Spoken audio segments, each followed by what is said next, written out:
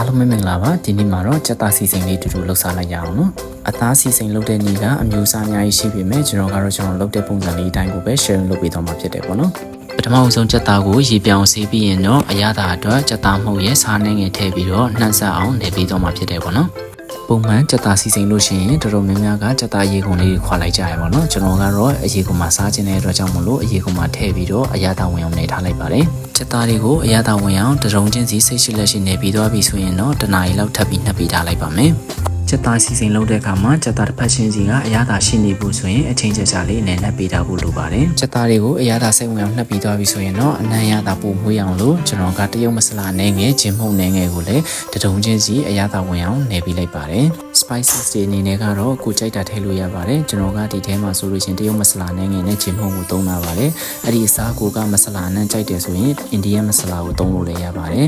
အဲ့ဒီစားကိုကအနံ့ရသာတွေစူးနေတာမျိုးမလို့ချင်ဘူးဆိုရင်တော့ကြက်သွန်ဖြူမှုန့်တစ်မျိုးလေးကိုပဲထည့်ပြီးနှပ်ပေးလို့လည်းရပါတယ်အသားစီစဉ်လုပ်တဲ့အခါမှာမီအေအေနဲ့နှပ်ရတဲ့အပြင်ကိုကအရသာကောင်းကောင်းလိုချင်နေဆိုရင်ဒီခုလိုမျိုးစိတ်ရှိရှိနဲ့အရသာနှပ်ပေးဖို့လိုပါတယ်ဓမ္မတာရှိလဲထားခံပြီးအရသာလည်းရန်ကောင်းလို့နဲ့ကြက်သားစီစဉ်လေးရမှာဖြစ်တယ်ပေါ့နော်ကြက်သားကိုနိုင်ဝက်လောက်နှပ်ပြီးသွားပြီဆိုရင်တော့ကျွန်တော်ကကြက်သားတွေကရှိတဲ့ရေတွေနဲ့အပေါ်ရန်လေးတွေတင်းအောင်လို့စပြီးလှော်လိုက်ပါတယ်လှော်နေရင်းနဲ့အသားတွေကရေတွေထွက်လာမှာမို့ဘာရေမှထပ်ရောစရာမလိုပါဘူးနော်ချက်သားလုံးတဲ့အခါမှာလည်းသူ့ရင်နဲ့သူနူးပြီးတော့ချက်သားအပေါ်ရန်လေးတင်းသွားအောင်လို့ကျွန်တော်ကတော့အပေါ်အောက်လှမ်းပေးပါတယ်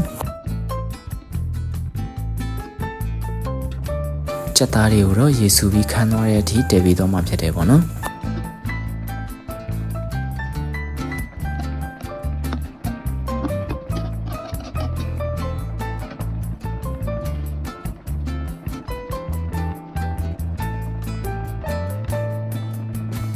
ဒီလိုမျိုးတက်လာရင်းနဲ့ချက်သားရည်ခံသွားပြီဆိုရင်တော့ကျွန်တော်တို့ချက်သားစီစဉ်ဆောက်လုပ်ဖို့ ready ဖြစ်ပါပြီ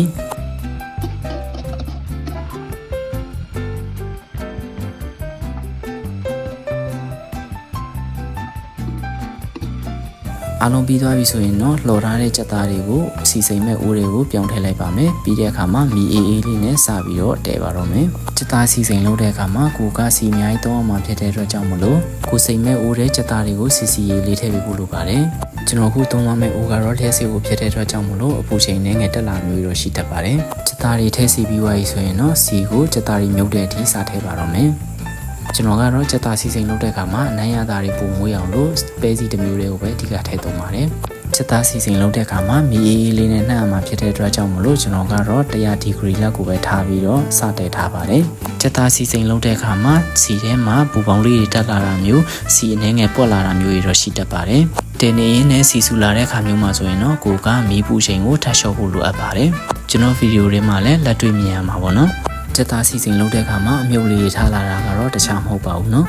အဲ့ဒါကတော့ကိုဝယ်လာတဲ့ချက်သားထဲမှာရေမကုန်သေးဘူးဆိုတာကိုအချက်ပြနေတာဖြစ်တယ်ပေါ့နော်ချက်သားစီစဉ်လုပ်တဲ့အခါကျရင်မီးပူချိန်ကအဓိကဖြစ်တဲ့အတွက်ကြောင့်မလို့ခဏခဏကြည့်ပြီးဖို့တော့လိုပါတယ်ကျွန်တော်ဗီဒီယိုထဲမှာလည်းမီးပူချိန်ပြင်းလာလို့အနေငယ်ပွက်လာမျိုးရှိပါတယ်အဲ့ဒီခါမှာလည်းမီးပူချိန်လျှော့ပြီးတော့ဖြည်းဖြည်းချင်းပြန်တယ်ပါတယ်ချက်သားစီစဉ်ကိုမီးပူချိန်အေးအေးလေးနဲ့4နာရီလောက်နှပ်လိုက်မယ်ဆိုရင်အနံ့ရတာနဲ့ပြည့်စုံတဲ့ချက်သားစီစဉ်လေးကိုရပါပြီ